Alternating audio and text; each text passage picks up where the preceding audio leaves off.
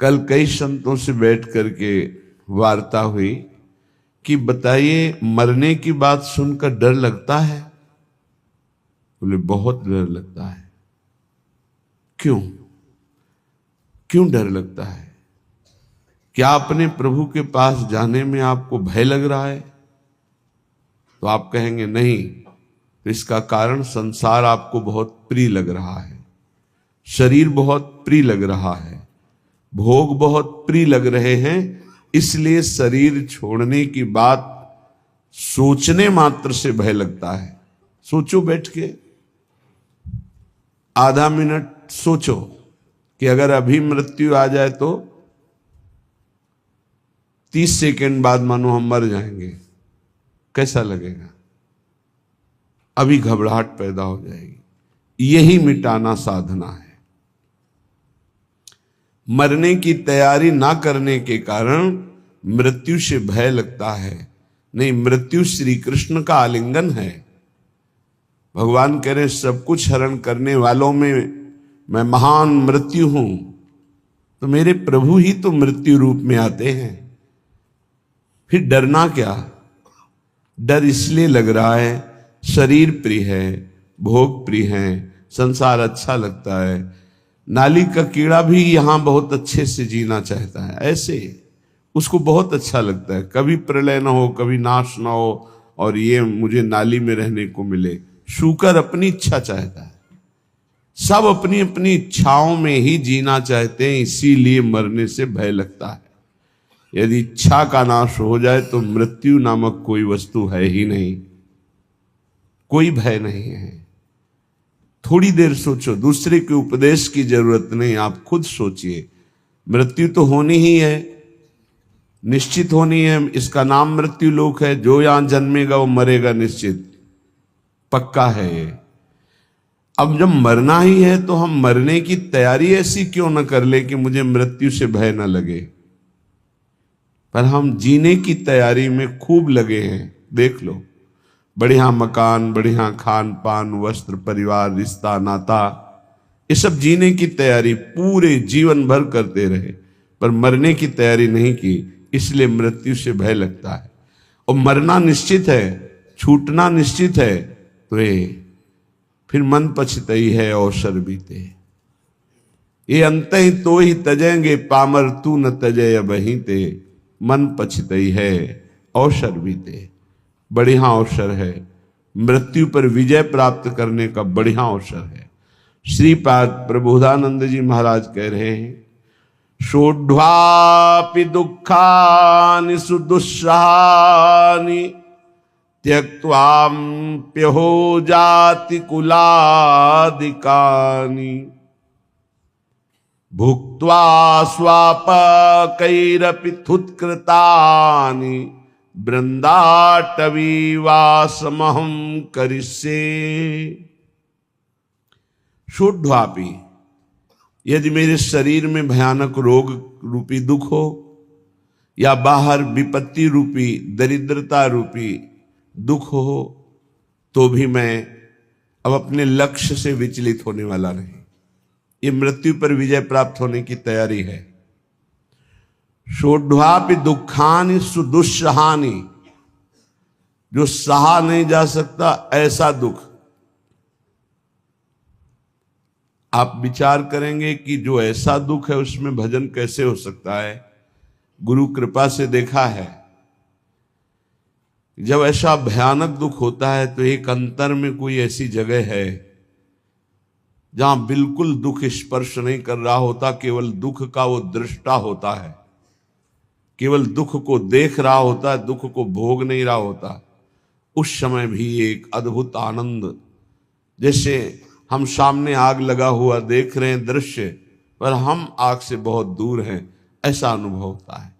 इसलिए जब तक आप नाम जप नहीं करेंगे, जब तक आप भगवत आराधना नहीं करेंगे, तब तक आप दुखों को सहन करने में असमर्थ रहेंगे, और जहां दुख आया तहां फिर भजन नहीं बनेगा।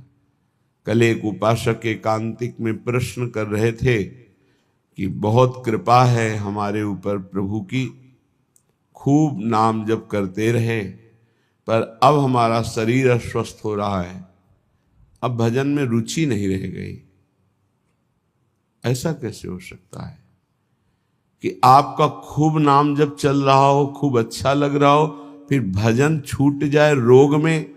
और साधारण रोग, शुगर हो जाना, ब्लड प्रेशर हाई लो हो जाना, ये तो सबके लगभग लगभग है।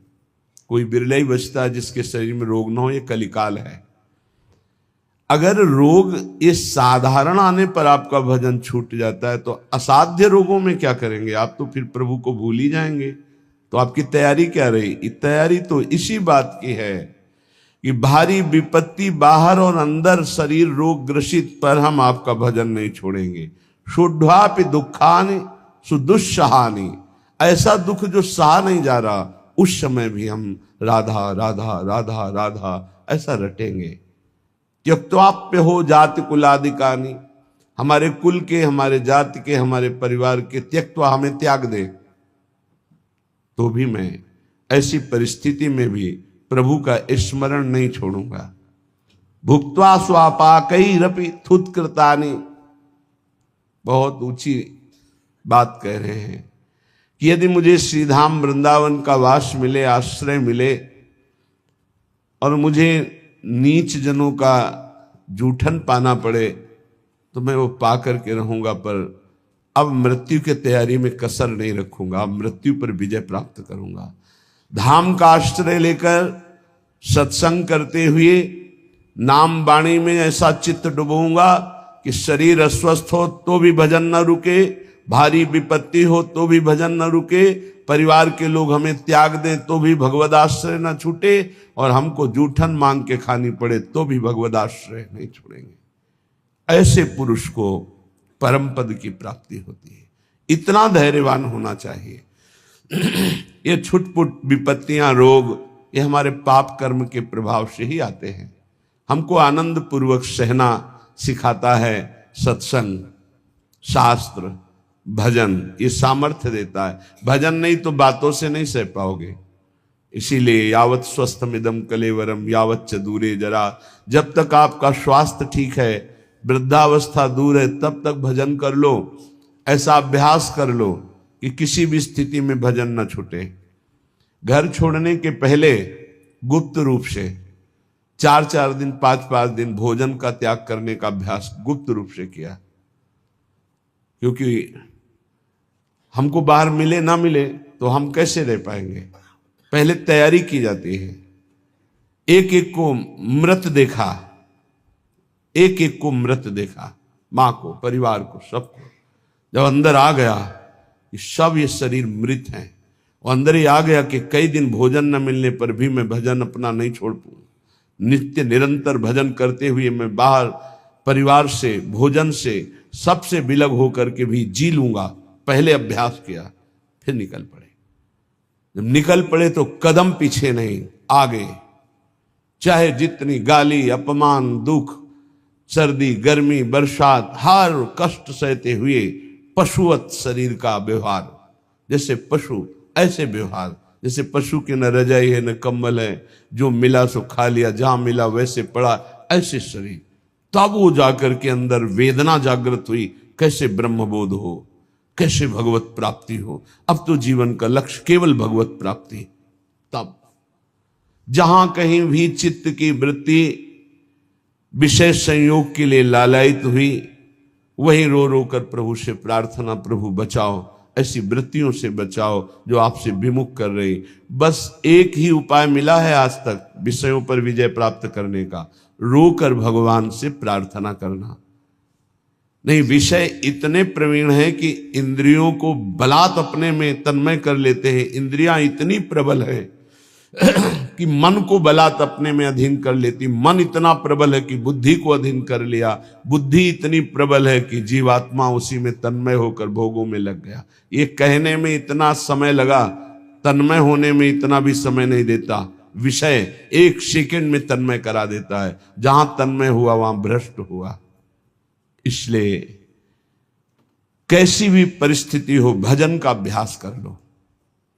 जीवन में एक ही बात दृढ़ निश्चय रही गुरु प्रताप से, हमारा स्मरण न छूटे। बस उसके लिए पूरा जीवन लगा दिया गया है। स्मरण न छूटे। हजारों के बीच में या एकांत में, भूख प्यास में या छके हुए, अपमानित होकर या सम्मानित होकर, सर्दी गर्मी बरसात, कोई भी परिस्थिति हमें भगवान से विमुख न कर पावे। कोई कहने वाला थोड़ी था परमार्थ में जब चले, कोई सिखाने वाला थोड़ी था। एकमात्र परमात्मा स्वरूप गुरुदेव हर समय साथ रहते, हमारे दिमाग में रहते। 3 बार गंगा स्नान, चाहे सर्दी हो, चाहे गर्मी हो, चाहे बरसात हो। एक ब्रह्म मुहूर्त 3 बजे 4 बजे के बीच में जब भ्रमण करते थे, अगर कहीं रुके तो 2 बजे के बाद उठकर गंगा किनारे। पर भ्रमण में ऐसी, क्योंकि पता नहीं कौन कहाँ घाट है, कहाँ स्नान करना है, तो 4 बजे के लगभग। फिर 9 और 10 के बीच में एक स्नान, और फिर 3 और 4 के बीच शाम। ये शौच लगे न लगे उससे नहीं, 3 बार त्रिकाल स्नान करना और त्रिकाल आराधनाएं कुछ गुरु प्रदत्त। अपने को जब तक आप दुख सुख में समान रखकर साधना में भाव नहीं रखेंगे, तब तक आप नहीं चल सकते। क्योंकि ऐसी परिस्थितियां माया डाल देगी। हमें बड़ा आश्चर्य लगता है, छोटे मोटे रोग, ब्लड प्रेशर लो हो गया या हाई हो गया या शुगर बढ़ गई, ये तो बहुत बड़ी बड़ी भयानक परिस्थितियों में महापुरुषों की दिनचर्या में कोई फर्क नहीं पड़ा। तिवारीपुर सेनपुर के समीप है, वहीं एक पंजीरी बाबा रहते थे। उनकी एक सिद्धि थी ऐसी कि इतना बड़ा पात्र था मिट्टी का, और हजारों 10,000 लोगों को पंजीरी ऐसे देते थे, एक एक मुट्ठी। कितनी भी 100 ग्राम 50 ग्राम उसमें डाल दी गई, बस लाल चला ऐसे ऊपर रख दिया, बस उससे देते चले जा रहे। 10,000 लोगों को पंजीरी बांट देंगे, उतनी ही बची रहेगी। ऐसे सिद्ध महापुरुष। पर उनका नियम था, सुबह 2 बजे रात्रि से लेकर के दोपहर 2 बजे तक गंगा जी में खड़े होकर मंत्र जपना। प्रारब्ध भोग उपस्थित हुआ, कछुआ ने काट लिया, पर वो अपने हिले नहीं साधन से। अब वहां दंडवत प्रणाम करने वाले हजारों लोग, लेकिन पूछने वाला कौन होता है, आप कैसे हैं? ये तो कोई बिरला ही। अब उनकी सड़न पैदा हुई, उसी पैर में मवाद बनने लगा। वो वैसे ही दिनचर्या, कीड़ा पड़ गए, वैसी दिनचर्या। जब कीड़ा पड़ गए, दुर्गंध आने लगी, तब दूर से लोग दंडवत करते, पंजीरी लेने नहीं नजदीक आते, तो हंसते। ये संसार है, हंसते। कभी उनको शोक ग्रसित नहीं देखा, कभी नहीं देखा। एक संत भगवान को देखा कि कमर से नीचे बेकार हो गए, प्रारब्ध भोग है। ऐसे हाथ के ऐसे बल से गंगा जी जाना, स्नान करना, अपनी दिनचर्या में जब उनसे बात करते तो अमृतमय आनंद में डूबे रहते। ये है साधना का फल। शरीर की कैसी भी परिस्थिति हो, हमारे भगवदानंद में फर्क ना पड़े, तब तो साधन। तो कह रहे हैं, शुद्धापि दुखानि सुदुस्सहानि, तैयार हो जाओ। देखो, ये तैयारी है मृत्यु पर विजय प्राप्त करने की। चाहे जैसी दुख की परिस्थिति हो, चाहे जैसी परिस्थिति, भजन न छूटे। आप भजन को पकड़ने की कोशिश करें, भजन आपको पकड़ लेगा। जिस दिन भजन पकड़ लेगा उस दिन छूटेगा ही नहीं, रात दिन गूंजता रहता है। कैसी उसको आनंद की अनुभूति होती होगी जिसका निरंतर मंत्र चलता है, नाम चलता है। तो ना हम गमिष्यामि सताम समीपतो, वृंदावन छोड़कर, वृंदावन के रसिकों को छोड़कर मैं किसी भी महापुरुष का संग नहीं करूंगा। ना हम गमिष्यामि सताम समीपतो, जो प्रिया प्रीतम के प्रेम रस से अनविज्ञ हैं, उस रस के ज्ञाता नहीं है, मैं उनका सत्संग नहीं करूंगा और ना ही करना चाहिए। क्यों? क्योंकि हमारे भाव को पुष्टता मिलेगी, इष्ट मिले और मन मिले, और मिले भजन रस रीति। जहां इष्ट मिले, भजन रस रीति मिले, प्रेम रस का मन मिले, वही सत्संग में रंग आएगा, अन्यथा बाधा पड़ जाएगी। क्योंकि बहुत प्रकार की भक्ति है, बहुत प्रकार के भक्त हैं, बहुत प्रकार की साधना है, बहुत प्रकार के साधक है। तो हमारे समाधान का चित्त के समाधान का विषय रसिक जन है। रे मन रसिकन संग बिन रंच न उपजय प्रेम। इसलिए महाप्रभु हरिवंश चंद्र जी भी कहते हैं, वृंदान सर्व महता मपहाय दूराद। बाहर के बड़े बड़े महापुरुषों को प्रणाम करके अगर प्रेम प्राप्त करना चाहते हो श्यामा श्याम का, तो वृंदावन के रसिकों का संग करो। तो उनके संग से, जिनका स्वभाव है सत्तारणी कृत स्वभाव, ऐसी श्री जी से आपका अपनापन हो जाएगा। तो ना हम गमिष्यामि सताम समीप, तो मैं नहीं जाऊंगा किसी भी बड़े महापुरुष के पास जो वृंदावन रस से दूर हैं। ना हम वदिष्यामि निजम कुलादिको, मैं कभी कुल का परिचय बता करके अपनी महानता देने वाले का मैं कभी संग नहीं करूंगा, क्योंकि महान वो है जो इष्ट में तन्मय है, ना कि जाति पक्ष में कुल पक्ष में। ऐसी महानता न विद्वान पक्ष की। विद्या रूप महत्व कुल धन यौवन अभिमान, इनका आदर नहीं होता। अगर इनका आदर होता है तो असत का आदर होता है, असत का संग होता है। श्रीपाद करें, ना हम वदिष्याम निजम कुलादिकम, ना मैं अपने कुलादि का परिचय दूंगा और ना कुल का परिचय देने वालों का संग करूंगा। ना हम मुखम दर्शितास्मि कस्यचित्, मैं ऐसे का कभी मुख भी नहीं देखना चाहूंगा जो प्रिया प्रीतम से विमुख होकर के संसार के राग रंग में मगन है। वृंदाटवी वास कृतेति साहसी, मैं अत्यंत साहसी होकर के, असंग रह करके श्री प्रिया प्रीतम का निरंतर भजन करूंगा। आह कीदृक् पुण्य राशे, आहा कैसे पुण्य प्रकट हो गए कि हमारी श्री जी की करुणा उदय हुई और मुझे वृंदावन धाम का वास मिला, आने को मिला, दर्शन करने। आहा कीदृक् पुण्य राशे सुपरिणतरियम केयमाश्चर्य रूपा, कारुण्य उदार लीला स्फुरति भगवतः कोनु लाभोद्भुतोयम। आहा मेरे सारे पुण्य फलीभूत हो गए, मुझे वृंदावन आने को मिला, वृंदावन में दर्शन मिले बिहारी जी के, राधा वल्लभ जी के, राधा रमण जी के, रसिकों का संग मिला, मेरे पुण्य फलीभूत हो गए। आहा आहा क्या आश्चर्य में करुणा उदारता प्रकट हुई कि मुझे परम रूप राशि श्री प्रियाजू के चरणों की शरणागति मिल गई, जो परम करुणा उदार का साक्षात वपु हैं। श्री जी के रूप का एक ऐसा प्रभाव कि रोए बिना नहीं रह सकते आप।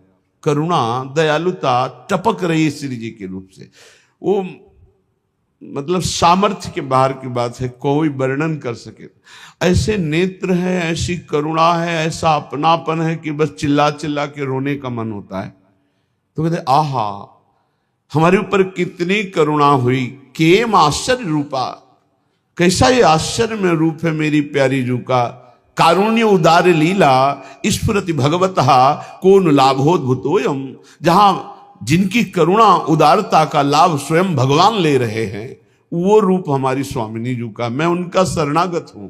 यद्वा नाश्चर्य में तन निज सहज गुणम मोहित श्री विधिशा, मेरी स्वामिनी जी का ऐसा सौंदर्य है, ऐसा प्रेम है कि लक्ष्मी ब्रह्मा शिवादि देवगण भी मोहित हो रहे हैं।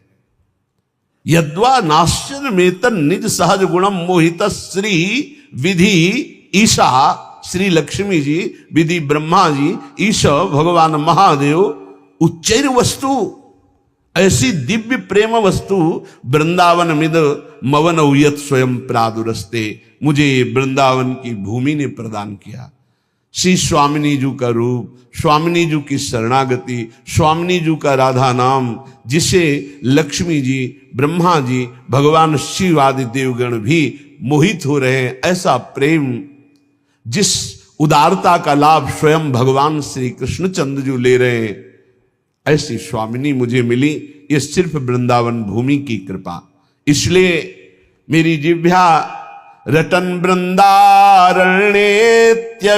मटस्तत्र परितो नटन गायन प्रेमणा पुलकित वपुस्तत्र विलुठन त्रुटत सर्वग्रंथि स्फुटदति रसोपास्ति पटिमा कदाहम धन्यानाम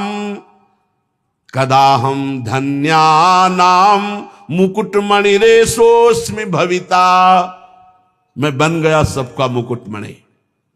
ये देखो, हम श्यामाजू के बल अभिमानी। कदाहम अहम धन्यानाम, मैं धन्यों में धन्य हो गया। मुकुटमणि रेशोस्मि अस्मि, मैं भविता, मैं मुकुटमणि बन गया। किस बात से? क्योंकि मुझे ऐसी प्यारी जू की शरणागति मिली, मुझे प्यारी जू का नाम रटने को मिला। तो रटन वृंदारण्य, मैं वृंदावन में रहकर राधा राधा राधा ऐसा रटूंगा। विरत मटस तत्र परितो, वृंदावन की गलियों में घूमता हुआ नटन गायन प्रेमणा, नाचते हुए और पद गायन करते हुए। हा, पद गायन करते हुए। बन की कुंजन कुंजन डोलन, निकसत निपट साकरी बीथिन, परसत नाही निचोलन। बन की कुंजन कुंजन डोल। साथ में प्रियालाल बन विहार कर रहे, भावना करते हुए उपासक पद गायन। देखी सखी राधा पिय केली, देखो सखी प्रिया प्रीतम कैसे प्रेम रस क्रीड़ा करते हुए वन विहार गहवर वन में कर रहे। सुंदर पुलिन सुभग सुखदायक, नव नव घन अनुराग परस्पर, खेलत कुंवर नागरी नायक। सखी देखो कैसे यमुना का पावन पुलिन है, नवीन नवीन अनुराग में डूबे हुए नव किशोरी नव किशोर कैसे पावन यमुना पुलिन के तट पर क्रीड़ा कर रहे, खेल रहे हैं। आज निकुंज मंजू में खेलत नवल किशोर नवीन किशोरी। देखो सखी आज सुंदर नवम नवम जहां शोभा प्रकाशित हो रहे, ऐसे नवीन निकुंज में हमारी नवल किशोरी जो खेल रहे। देखो सखी आज दोनों प्रिया प्रीतम अपने कर कमल में सुंदर सुंदर नील कमल और स्वर्ण कमल लेकर सैया की रचना कर रहे हैं। नवल नागर किशोर मिली, कुंज को मल कमल दलन सिज्या रची। ऐसे विविध पदों को गाते हुए भाव में डूबा हुआ नटन गायन प्रेमणा पुलकित वपुस्तत्र बिलुठन, नाचता हुआ गाता हुआ और रज में लौटता हुआ। ये मेरी प्यारे जू की चरण रज है, ये रसिकों की चरण रज है। बार बार अपने शरीर को अभिषिक्त करता हुआ त्रुटत सर्व ग्रंथि, जड़ चेतन की ग्रंथ टूट गई, चिदानंद स्वरूप प्रकाशित हुआ। तो क्या कदाहम धन्यानाम, मैं धन्य हो गया। मुकुटमणि रेशोस्मि भविता, मैं मुकुटमणि बन गया, भक्तों का मुकुटमणि। ये सर्वोपरि महामाधुर्य रस में स्थित गर्व से कहते हैं धन्यानाम मुकुटमणि रेशोस्मि अस्मि भविता, क्योंकि वृंदावन की भूमि ने मुझे महान बना दिया। निरंतर राधा नाम गायन करते हुए, राधा यश गायन करते हुए, रज का सेवन करते हुए अपना जीवन वृंदावन को दे दिया। तो धन्यानाम, धन्य धन्य धन्य तेई जी इनके उपासी है। भगवान ने कहा ज्ञानिनस तत्वदर्शिना, ज्ञानी और तत्वदर्शी। ज्ञानी कहते शास्त्रों का ज्ञान होना, तत्वदर्शी माने तत्व का बोध होना, तत्व का दर्शन साक्षात्कार किए होना। अगर तत्वदर्शी ज्ञानी महापुरुष नहीं है तो हमारा काम नहीं बन पाएगा। कैसे?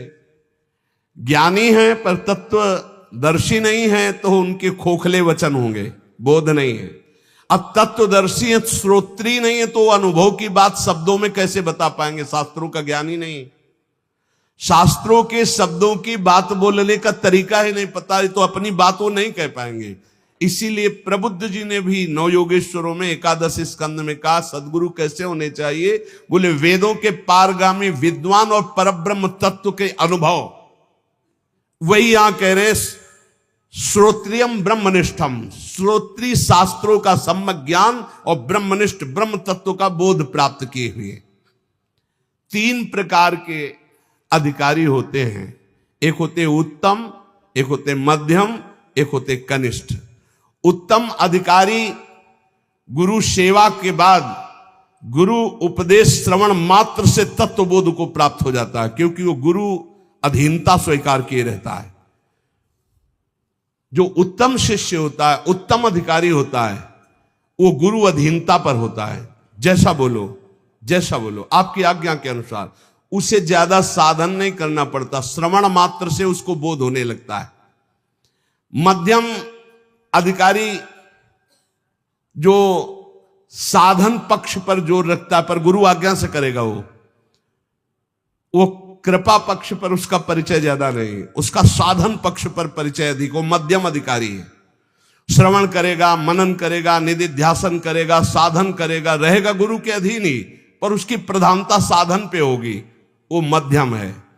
और कनिष्ठ अधिकारी बार बार समझाने पर, बार बार साधन पर लगाने पर भी वो प्रश्न करता रहता है, शंका होती रहती है, पर वो भी एक दिन बहुत काल तक संग करने के बाद वो तत्वबोध को प्राप्त हो जाएगा।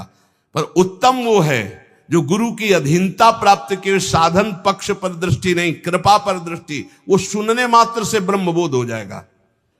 दूसरा मध्यम सुनता है, साधन भी करता है, पर उसका साधन पक्ष पर हट होता है, साधन पक्ष पर जोरदार हट होता है, काफी समय लगता है, पर उसे ब्रह्मबोध हो जाता है। तीसरा होता है खूब समझाओ, खूब साधन पे लगाओ, पर उसकी शंका निवृत्ति नहीं होती, ये प्रश्न, वो बहुत काल तक फिर जाकर वो संशय, जब बहुकाल करी सत्संगा तबे हो सब संशय भंगा, पर उसको भी ब्रह्मबोध हो जाएगा, पर समय लगेगा। अतः तत्वदर्शी गुरु की अधीनता भगवत प्राप्ति के लिए अत्यंत आवश्यक है। शिष्य की हर शंका का समाधान गुरु पर विशेष श्रद्धा होने पर हो सकती है। गुरु शास्त्रों के ज्ञाता और तत्वबोध संपन्न है, तो उनकी बातों में बहुत ठोस पावर होगा, वो जो बोलेंगे परिवर्तन होके रहेगा। इसीलिए भगवान आदेश करते हैं ज्ञानिनस तत्वदर्शिना, ज्ञानी हो और तत्वदर्शी हो। ज्ञानी तो लाखों मिल जाएंगे, लेकिन तत्वदर्शी होना बहुत कठिन है। जो बोध संपन्न है और तत्वदर्शी, वही परम कल्याण कर सकता है। उपदेक्षंत ते ज्ञानम, ऐसे महापुरुषों के सामने साष्टांग दंडवत करके, उनकी सेवा शुश्रूषा करके, सरलता पूर्वक प्रश्न करने पर वे तुझे उपदेश करेंगे तत्व ज्ञान का। अगर भगवत प्राप्ति की भूख जग जाए तो सरलता पूर्वक भगवत प्राप्ति हो जाए, पर भूख नहीं जग रही भगवत प्राप्ति की, भोगों की भूख है, सुन सुना के भगवान के मार्ग में चल रहे हैं। जब किसी संत महापुरुष का विशेष भाव से आश्रय ले लिया जाता है, मेरे प्राण, मेरे जीवन, मेरे सब कुछ, तब भूख जग जाती है। पक्का संत संग का फल होगा कि हर क्षण आपके हृदय से निकलने लगेगा, मुझे भोग नहीं चाहिए, मुझे संसार नहीं चाहिए, मुझे भगवत प्राप्ति करनी, मुझे संयम से रहना है, मुझे भोगों का चिंतन भी नहीं करना है। ये अपने आप आने लगेगा, उनके संग का प्रभाव अपने आप आने लगेगा। उपदेक्षन्ति, जब कोई संत उपदेश कर रहे हो तो चुप सुनो, ज्यादा बोलने की जरूरत नहीं, बीच बीच में ऐसे नहीं, उनकी पूरी बात हो जाने दो, पूरा मनन करो, फिर उसमें अगर कोई शंका है तो फिर हाथ जोड़कर निवेदन करो। ऐसे लोग कभी कभी बात करते जैसे कर्जा लेने वाले से बात नहीं करते, ऐसे संतों से ऐसे बात की जाती है, ऐसा क्यों, फिर ऐसा क्यों। नम्रता, सरलता, अगर विनम्रता नहीं तो प्रश्न का उत्तर ही तुम समझ नहीं पाओगे। संतों से कैसे प्रश्न करे, भगवान कह रहे, प्रणाम करके, सेवा शुश्रूषा करके, विनम्रता पूर्वक, और जो वो बोले उसे हृदय में मनन करो। ये केवल मनोरंजन का विषय नहीं कि आए एकांतिक प्रश्न किए, सुना। कुछ लोग तो आते हैं वीडियो बनवाने, पता चलता है कि आप वीडियो बनवाने आए हो या तत्व ज्ञान प्राप्त करने आए हो या भक्ति प्राप्त करने आए हो। एकांतिक का मतलब केवल भगवत प्राप्ति, केवल भगवत प्राप्ति। अगर भगवत प्राप्ति जनित प्रश्न नहीं है तो फिर उसका कोई लाभ नहीं। संतों के पास जाओ, उपदेक्षन्ति, वो जब उपदेश कर रहे हैं तो उसका बोध प्राप्त करो, भगवत मार्ग में चलो। यज ज्ञात्वा न पुनर्मोहो मेवं यास्यसि पांडव, येन भूतान्य शेषेण द्रक्ष्यस्यात्मन्यथो मयि। अपने वैभव पद इनका परिचय देने संतों के पास नहीं जाया जाता। आप बात समझो, इनका परिचय न, परम पद का परिचय लेने जाया जाता है संतों के पास। यही अब दुर्भाग्य हो रहा है। तो हमें लगता है कि संसार की पद प्रतिष्ठा तो बहुत ही है, अगर संतों के पास जाए तो परम पद प्राप्ति की जनित प्रश्न करे, वैसी भावना से जाए तो लाभ मिले, नहीं तो काहे को समय बर्बाद करोगे, अपना भी और संतों का। कुछ लाभ नहीं मिलने वाला। संतों के पास तभी लाभ मिलेगा जब अनंत भगवान से संबंध रखकर जाओगे, नहीं तो नहीं मिलेगा, अपराध बन जाएगा। संतों का संग भगवत प्राप्ति के लिए, संतों के यहां प्रश्न भगवत तत्व के ज्ञान के लिए, ये सांसारिक विजय के लिए मत मांगो। सांसारिक विजय के लिए आपका आचरण है, आपका आचरण। आप किसी पद पे हो, आप किसी अधिकार पे हो, हमारी जनता ने आपको आपके पद पर अभिषिक्त करने की जो ठान ली, तो फिर आप बन जाओगे। और जनता को तुमने, अब आप कोई पदाधिकारी बन गए, जनता ने बनाया, 5 साल नगर गए ही नहीं, जानते ही नहीं उनकी समस्या क्या है, एसी रूम छोड़े नहीं। अब फिर जब आया तो फिर विजय श्री, तो ये संतों के आशीर्वाद से नहीं होगी, ये प्रजा के आशीर्वाद से होगी। जाओ नगर नगर जाओ, हमारे भारत के जिस क्षेत्र के तुम हो उस क्षेत्र में अपना परिचय दो, फिर देखो तुम्हें किस दृष्टि से देखते हैं। ये प्रजा ही वोट देकर तुम्हें बनाती है, तुम उनकी सेवा करो, इन्हें भगवान मानकर इनकी कामनाओं की पूर्ति का जो अधिकार तुम्हें मिला है वो करो, तो तुम इनके लाडले होगे, अपने आप विजय को प्राप्त हो जाओगे। इसमें संत आशीर्वाद की क्या जरूरत है? संत आशीर्वाद की जरूरत है जितेंद्री बनो, मनोनिग्रही बनो, जय विजय में पराजय में और महान उत्सव में समान भाव रख सको और राष्ट्र सेवा का भाव रख सको, तब तो बात समझ में आवे। भगवत भाव वाले संतों के पास केवल भागवतिक प्रश्न लेके जाओ तो यद ज्ञात्वा न पुनर्मोहो मेवं यास्यसि पांडव। वीर शिवाजी चक्रवर्ती सम्राट जैसा वैभव रखने वाले थे, छत्रपति कहा जाता था, छत्रपति शिवाजी। लेकिन जब संतों के पास जाते थे तो राजमद से अलग होकर साधारण बनकर नंगे पैर जाते थे, सर भी खुला, पादुका भी नहीं, अंगरक्षक केवल एक साथ, सब दूर राजवैभव। फिर जाके सत्संग करते थे श्री तुकाराम जी के पास या बड़े बड़े महापुरुषों के पास या अपने गुरुदेव स्वामी समर्थ रामदास जी के पास। बड़े बड़े महापुरुषों का संग कैसे किया जाता है? दैन्य होकर किया जाता है। यदि ज्ञात्वा न पुनर्मोह मेवं यास्यसि, भगवान कह रहे हैं जो संत जन उपदेश करते हैं, यदि उसका तूने अनुभव कर लिया तो तुम्हें कभी मोह नहीं होगा। मोह ही जन्म मरण का हेतु है, मोह ही बहुत दुख प्रदान करने वाला है। हे अर्जुन, जिस तत्व ज्ञान से येन भूत्यान शेषेण, तू संपूर्ण प्राणियों को पहले अपने में और उसके बाद मुझ सच्चिदानंद घन परमात्मा में देखेगा, वो ज्ञान तुझे संतों से मिलेगा। जब तू प्रणाम करके सेवा करके उनसे प्रश्न करेगा तो वो तुम्हें उपदेश करेंगे, उसका फल होगा कि तुम अपने आराध्य को सब में देखोगे और सबको अपने आराध्य में देखोगे, कहीं मोह नहीं रह जाएगा, तुम परम पद के अधिकारी बन जाओगे।